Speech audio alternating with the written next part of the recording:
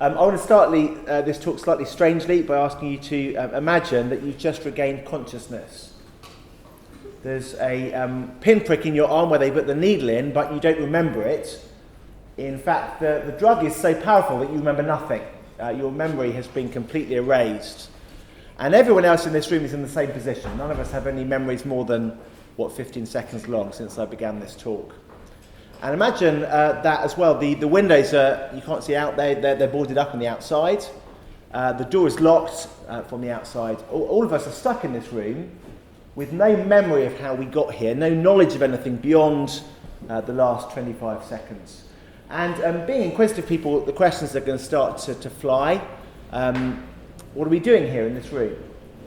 What is the purpose of life within these, however many walls there are? I was going to say 4 walls, but not quite because we're in an L shape. What is the purpose of here in these however many walls? How should we conduct ourselves during our experience of time here? Lots of questions, really fundamental questions to human existence, but no answers. No one really knows because no one can remember. But being resourceful, we could start to investigate things from scratch. So some people take the scientific approach. They pick up a chair and they drop it. And they drop it from various heights and measure the time it takes, etc. And they formulate a theory of gravitation. Somebody else drops chairs from various heights on someone's foot, measures the different responses, and they formulate a theory of pain. Maybe they work out action potentials and nerve cells, all that kind of thing. Somebody else comes along as this scientist is dropping chairs on people's feet and getting adverse reactions from them.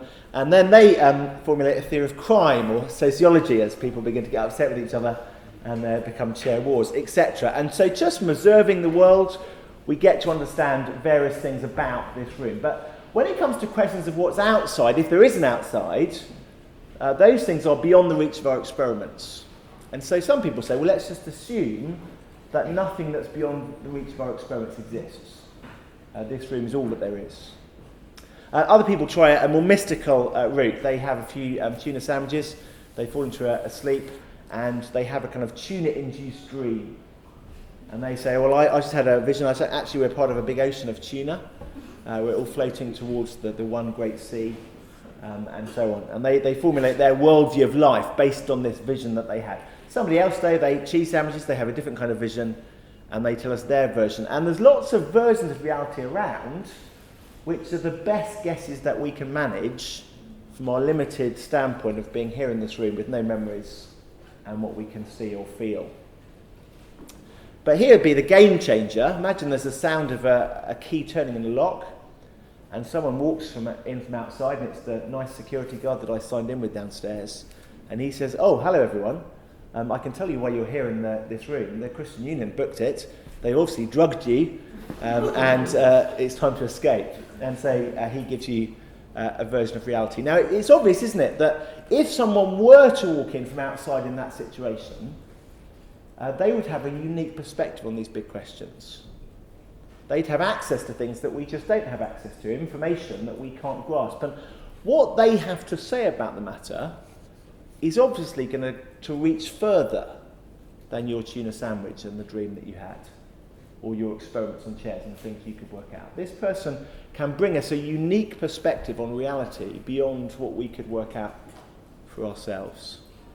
Well, maybe you can see where my analogy is going. Very simply, the Christian claim is that is what's happened in history. Not because we're closed in a room and no one's drugged anyone else, but in the way this cosmos is like a kind of closed system. We find ourselves here, we don't know why we're here. We're asking questions about it, people are giving different answers. Some people are having visions, they're giving different visions. How do we know? And the claim is that actually somebody from outside, no one other than the creator of the world, the one who made everything, he has come through the door, stepped into human history, and revealed himself. And said, if you like, stop guessing about the world. Stop being so pessimistic as to think that your experiments are as far as you can reach. Let me tell you some things you never would have worked out for yourself. Let me tell you about God, your creator who made you, and why he made you, and what your life is about, what it's for, where it's going to end, and how you should respond to me. That is the Christian claim in a nutshell. But the trouble is that we can't see the bloke who walked through the door of history. this man Jesus of Nazareth, who claimed to be God our Creator, none of us have seen him because we were born at the wrong time in the wrong place. If you could get a time machine, you'd go back to Palestine, Israel in the first century. I believe that you could have met the way that I meet you or you meet your neighbour. You could have met the person who created the universe as a human being. That is an extraordinary thought, by the way, isn't it? Just imagine walking past on the street. Here's someone who works for TfL. Here's someone who works in Sainsbury's. Here's someone who made the universe. But it was like that 2,000 years ago. But we weren't there. And all we've got to go on is a book written by people who were there. And what I want to do in this first talk is to persuade you that that claim about history is so important that you should investigate it, and that this book is a worthwhile place to start. I hope you can see that the claim is self-evidently important. The idea that God, our Creator, has declared himself, has made himself known, has told us things we couldn't guess. That's self-evidently important. But I want to persuade you that this book is a useful place to go to investigate it. This is a book, if you would take it up in your hands, there's one I think for everyone, and turn to page 4. This is a book that begins in this way, page 4, first paragraph. Many have undertaken to draw up an account of the things that have been fulfilled among us, just as they were handed down to us by those who from the first were eyewitnesses and servants of the word. With this in mind, since I myself have carefully investigated everything from the beginning, I too decided to write an orderly account for you, most excellent Theophilus, so that you may know the certainty of the things that you have been taught. Okay, just in this opening paragraph, we can see this is a document. It's written for a man called Theophilus, a Roman official probably, by a man called Luke in the first century. It was written originally in Greek. It's been translated for us into English, for those who don't speak Greek. And it's an account, he says, of the things that have happened, which he's investigated from the eyewitnesses. So it's written at a time that was contemporary with people who were alive who saw, touched, heard this man Jesus. And Luke's compiled what they said and put together a historical document for us. Now, can I just say that even that fact about this bit of the Bible was a surprise to me. I'd grown up pretty much making up my mind about religion, about Jesus, from a few experiences at church growing up, of stained glass windows and religious songs. Now, I wasn't particularly into church architecture. I didn't like organ music. I thought much of what happened in the church was irrelevant, and so I wrote off Christianity. It was only when I went to university that someone told me the pretty obvious thing, really, that Jesus was a historical figure. And that the Bible, at least this part of the Bible, it's not just a record of someone's teaching, like of some great guru, nor is it a record of someone's vision or a dream that someone had. It's a record about a person that various people saw. It's a book of history. It's a book of events. And this happened and that happened. It happened in this place and that place. And this was the time it happened. And these were the people who saw what happened. It's a book of history. And that was a surprise to me straight away, because I realised that Christianity then wasn't just a matter of, do you like this philosophy? Or do you resonate with this kind of imagery? But did this happen? What do you think about these accounts? And Luke tells us that it was an account that he investigated from the eyewitnesses. Now, sometimes people write that off and they say, look, that doesn't count, because if I'm to be convinced, I have to see it myself. And you're saying I've got to believe in it second-hand based on what other people saw. And I am saying that. You weren't there, you've got to take it second-hand. But actually, second-hand based on eyewitnesses is quite a good kind of evidence. And it's kind of evidence that we rely on even today in court, and it can make the difference between walking out the police station or going to jail. I know that because earlier last year I was assaulted in the city. It's a pretty frightening experience. Basically, there was a road rage incident between an old couple in a car and a guy in a white van, and I stupidly got involved. And there's an argument, and I cycled off, but the guy in the white van chased me, basically, and caught up with me, pulled over, pushed me off my bike, and was about to beat me up. So, pretty scary account. But fortunately, there was a security guard just in one of the buildings just behind where it happened, and so he saw it all, and he came out, and it all stopped. I phoned the police, but the guy who assaulted me, he phoned the police as well. police turned up, and I said, well, this guy's assaulted me. And the guy in the white van says, this guy's assaulted me. And so they arrested both of us. So I went off to the police station under caution, and so did he, in separate police cars, because they thought we might beat each other up. I was, facing a pretty terrifying account. I thought I was feeling a bit safer at the police were, until I realised that they might put me in prison with a criminal record. It was a bit embarrassing for a vicar. But I got let out pretty quickly because of what the eyewitnesses saw. There was a couple of people walking past, there was a security guard, and they reported to the police what they saw, and I was let out, and the guy's on charge for assault. And it can make the difference in our country between someone going to prison for life and someone walking free, because we care about the testimony of reliable witnesses to decide important things. And Luke tells us he's given us eyewitness testimony. But maybe you're thinking, well, look, why should I trust this to be an accurate account of things that happened a long time ago? Maybe it was made up. Well, I want to try and argue in the next part of the talk that not only was it not made up, but it couldn't have been made up and wouldn't have been made up. Let me start with couldn't have been. You couldn't make this stuff up. At least you couldn't make it up and get away with it because it's just too checkable. If you want to make up a kind of make-believe story, everyone knows that the best kind of stories are set long, long ago, far, far away. Because the best thing about long, long ago, far, far away is no one can check. No one was there. You can just say anything. Long, long ago, far, far away, Nick there and I were in Cornwall together. It's before many of you were born, because we're slightly older. And Nick levitated for 4 minutes. How do you know that's true? You suspect it probably isn't true, rightly. But you've no way of checking. But Luke doesn't give you that kind of account. He gives you an account that becomes rather checkable. He tells you dates and places and witnesses, so that at least the first hearers of Luke's account could have gone round and seen whether it stacked up. So turn over to page 14. I'm just going to read you just an example paragraph, because this just isn't how I expected the Bible to read. I expected it to be some kind of love. Oh, you've got different things to me. Chapter 2, Lucy, what page would that be on? And if you've got one of these, it's page 14.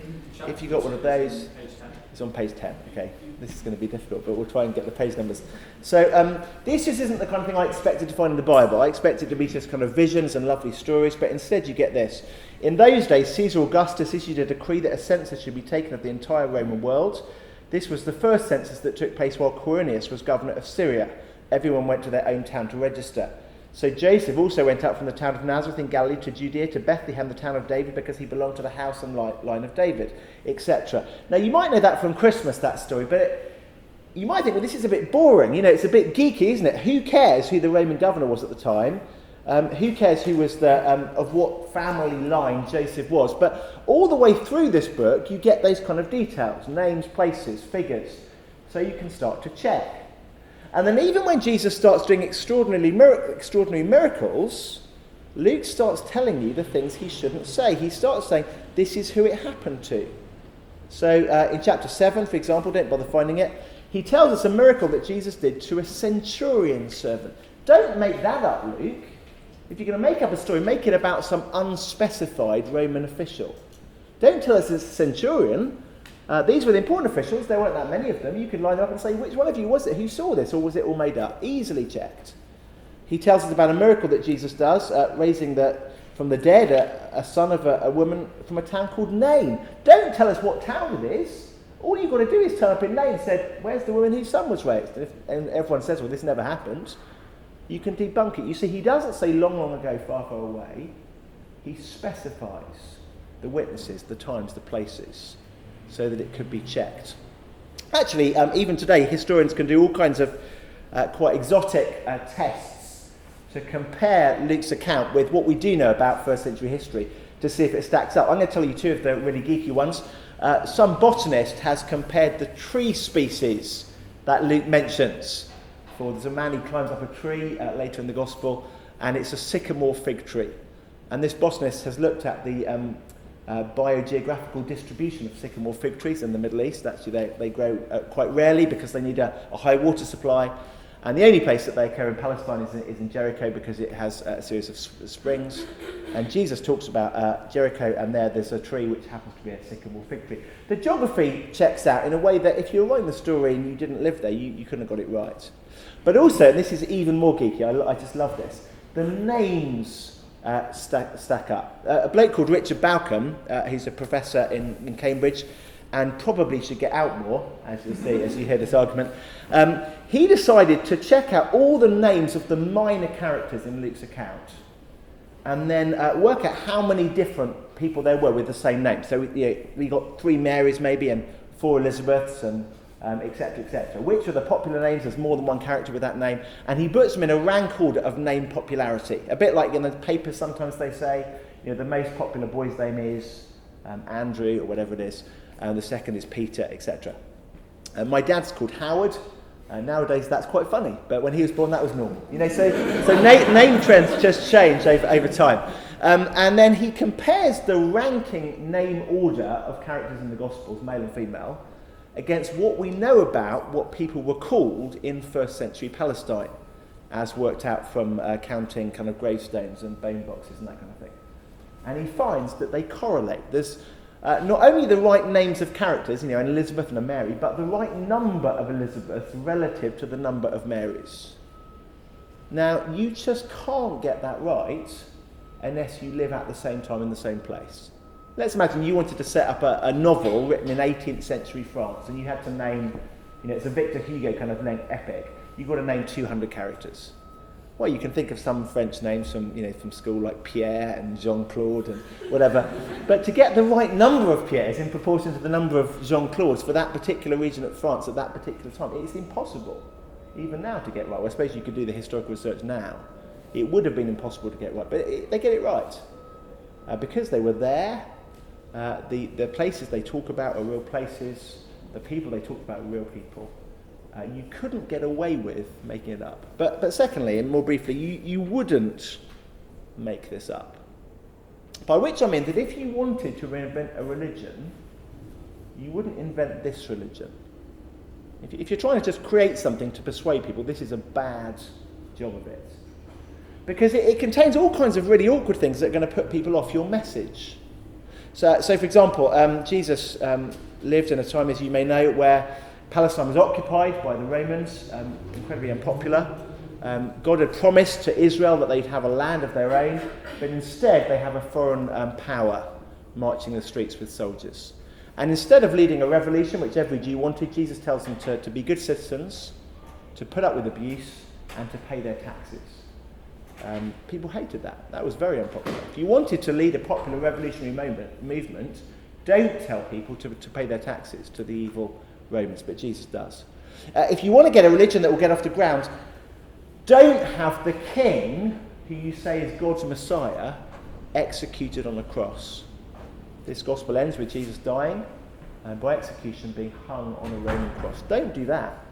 Because every Jewish person knows, Jesus was born in a Jewish context, every Jewish person knows that people who die on a cross are God's enemies. They're cursed by God.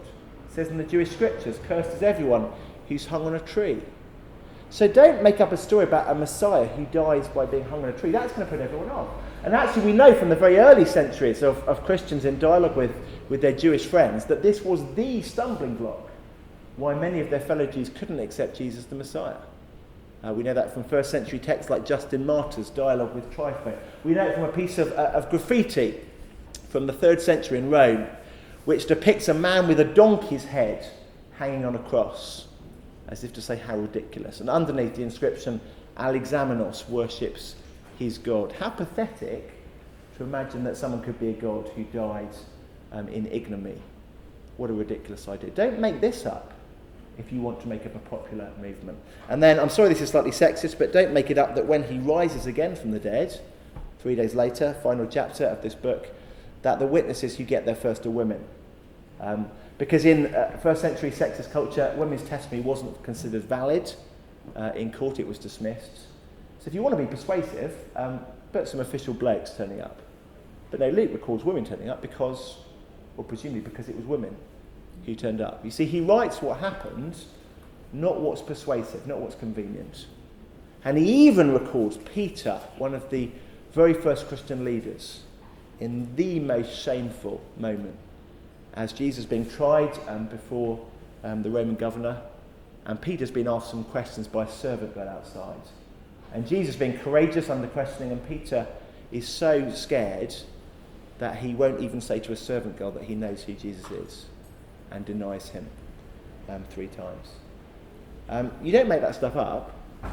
You write that stuff if it happened, especially as we know that many of the early Christians were persecuted for their testimony, and none of them gained political influence for at least 400 years. Most of them died in poverty and marginalised. But they followed it because they thought it happened, and they thought it happened because they were there. And this is the record of the testimony of some of those people who and what they saw. I think that's worth at least, 3 or 4 hours of your time to read this. I'd never done that. I mean, let me say, Christianity is a religion that millions and millions of people around the world follow as if it's true. And I'd never bothered to check even what it's based on. Made up my mind, as I say, from RE lessons and a couple of boring, tedious church services. Well, can I ask you if you're at all interested in this claim? And you should be. It's a very big claim. A man walked through the door of human history who was your creator, and this is the record of what happened when he did that. If you're at all interested in investigating that claim, can I urge you that this is a good place to start investigating? This book is worth reading, checking out. And start asking yourself, well, who was this man then? If these are the things that happened, at least the people who recorded it were prepared to die to say it was, then what does that mean about him? What was he like? Who was he? Was he just a kind of clever human being? Was he an evil human being, deceiving people? Or is it possible, is it plausible that he could even be the creator of the universe, walk through the door of history? Well, rather than just telling you about the book, I thought we'd look at a bit of what the book says, and this will be the last thing we say together before you get a chance to ask questions. One day Jesus said to his disciples, "Let's go over to the other side of the lake." So they got into a boat and set out. As they sailed, he fell asleep, and a squall, I think that's a storm, came up down on the lake so that the boat was nearly swamped, and they were in great danger. The disciples went and woke him up, saying, "Master, we're going to drown." He got up, rebuked the wind and the raging waters. The storm subsided and all was calm. "Where is your faith?" he asked his disciples. In fear and amazement they asked one another, "Who is this? He commands even the winds and the water, and they obey him." Jesus on a boat. There's a terrible storm. People are going to die. The people who are going to die, some of them are fishermen. They're not easily thrown by storms. Jesus wakes up and he tells the water to be quiet. A bit like you might instruct a dog to sit, and the weather stops. And they don't react in the way that you might expect kind of credulous, pre-scientific people to react. I think sometimes we can be quite snobbish in our kind of scientific progress. And we think, well, of course, people in those days were so naive, they didn't understand the laws of physics, so that's why they kind of wrote this kind of stuff.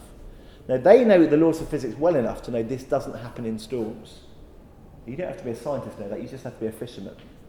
And so when it happens, they don't go, "Oh, how lovely, everything's all fine again," because, of course, we don't understand how water behaves. Instead, they go, "Oh my goodness, who on earth is this person in our boat?" Because what we've just seen is absolutely extraordinary. Turn over the page, or turn over a couple of pages to little number 40, verse 40. When Jesus returned, a crowd welcomed him. They were expecting him. A man named Jairus, a synagogue leader, there he goes again, being really specific, telling us what the man does, what his job was, what his name was. You can check it out. Came and fell at Jesus' feet, pleading with him to come to his house because his only daughter, a girl of about 12, was dying. Let's fast forward because the story gets interrupted. Verse 50, halfway down the page.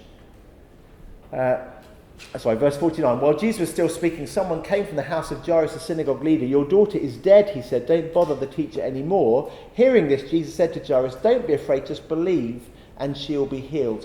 Isn't that just in the worst taste? If you're going to be a religious charlatan, Jesus, if you're going to kind of pretend at religious ideas, don't say something as insensitive as this to a man who's just lost his daughter. And this is not funny, is it? People when they pretend at kind of spiritual stuff and wade into grieving families and say stuff like this, I mean, they should be locked up. This is not funny, Jesus. He arrived at the house of Jairus. He didn't let anyone go in with him except Peter, John and James, the child's father and mother. All the people outside were wailing and mourning for her. "Stop wailing," Jesus said. "She's not dead, but asleep." You've got to be pretty sure of yourself, haven't you, before you say something like that to mourners around a grave. They laughed at him. Not a laugh of amusement, I take it, but of contempt, knowing that she was dead. But he took her by the hand and said, "My child, get up." Her spirit returned. At once she stood up. Jesus told them to give her something to eat. Her parents were astonished. He ordered them not to tell anyone what had happened. Well, what do you make of an account like that? Either you can say, look, this can't have happened because water, gets momentum and you can't lose momentum that quickly. And people, when they die, that's it. They don't come back again. You could say, I'm not open to the possibility it happened. But that's just because you've imposed on this account some kind of expectations about what happens in your life being the same as at all times and all places in history. But what if the God who made the world stepped into history 2,000 years ago? Extraordinary idea. Wouldn't you expect things to be slightly different if one of the people walking down the street was the one who made the world? And actually, far from being impossible, it seems to me that miracles of this kind are exactly the kind of thing you would expect to see if this is for real. Well, I wonder whether you're open to the possibility that there is a God who made you, who could have wished to communicate with us to stop the guessing, who could walk through the doors of human history and declare himself. And that actually he did that in the person of Jesus Christ, for which this is evidence worth considering. Please take this away. I think these are free for everyone here. All the talks I'm going to do this week, the rest of the week, are going to be from this book, so we're going to try and investigate together some of the teaching of Jesus, some of the things he did and said. Please give some time to investigating the most important claim that's perhaps ever been made, and see, does it stack up, or is it to be dismissed? Thank you so much for listening. I'm going to hand over and we'll have questions. What about putting truth in with lies in order to make a lie look more convincing? Mixing some truths in with the lies to make it more convincing. Well, I think I'd answer in the same way. Why? Just going through the points I made on that point. First, you've still got the problem of, if you're just trying to be persuasive, why put in the things that are a problem? So just cut out the bit about paying taxes, have Jesus end in victory, don't have him dying, and make the witnesses men. Just to give you a few examples. You don't have to put in. It's not just that they're true; it's that they're true and really inconvenient. They're the kind of things that put people off. So why include that if you're being honest? Secondly, the kind of things that Luke says are checkable are precisely the things that are extraordinary. So it's not like he just tells you who the Roman governor is and who the emperor is. Of course, you can check that. He also tells you the name of the town where Jesus healed a woman's son, and the name of the synagogue ruler whose daughter was raised from the dead. So he is specific and checkable about precisely the things that are extraordinary, and the resurrection, who the witnesses were, etc. So I think the problems that I've outlined from making it up pertain to exactly the kind of things that are evidence that Jesus is our creator. I don't know if someone wants to come back at that. No. Do you want to ask a question? I was just going to ask, from your experience, how does the Bible compare to other religious texts? Yeah, sure. I think, I'm not an expert on all religious texts, and there'll be others here who know some better than I do, but I think the fact that it is eyewitness narrative about a person who claims to be God is unique. So the kind of claim I made of insight from outside, here we are stuck in the room and someone speaks from outside, that would be common to some other religions. So in Islam, it has the idea of there being a God who's transcendent and beyond the world, who speaks into the world through prophets. So that concept of a word from outside would be shared. But the idea that in Islam you have the Quran, which is the words of Allah dictated to Muhammad, which he recorded. So you have someone saying, this is what God said to me, this is what an angel said to me. But you don't have, this is what happened to me, with several witnesses. So you kind of got to take Muhammad on trust that happened. And I personally don't believe it did happen. I don't believe he did meet an angel who told him those words. but there's no kind of external verification about that. Whereas with Jesus, you haven't just got, here are Jesus' words, you've got, here are the various people who encountered him doing various things. And I think that kind of narrative of eyewitness biography is quite unique. It's certainly very different to the Quran or the Hindu scriptures that I've read, but I say I haven't read all of them.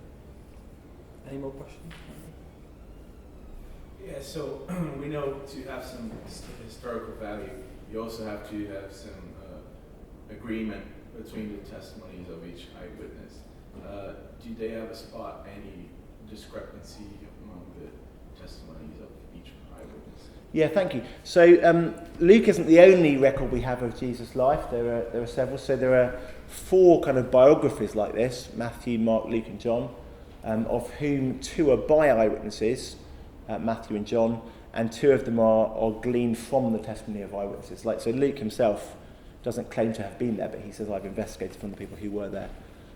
So we've got those, and plus we've got early Christian letters written by people who were there, like Peter, and reading to other churches. So there's a whole collection of different documents, and the question is, do they corroborate each other or do they disagree?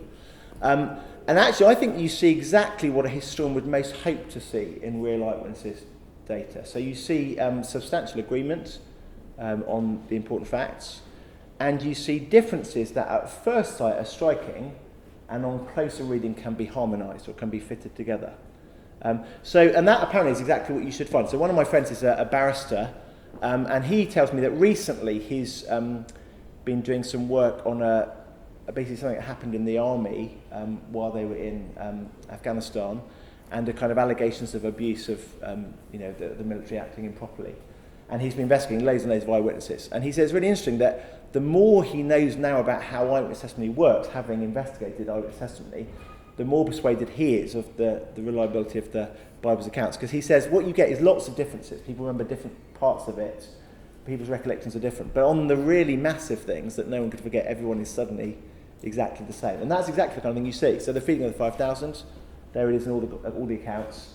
No one could miss something as extraordinary as that. The resurrection of Jesus, there it is. But with differences, because different witnesses saw different things, their reports are partial, and sometimes even things that are hard to fit. So this gospel says this gospel says this. They don't seem the same.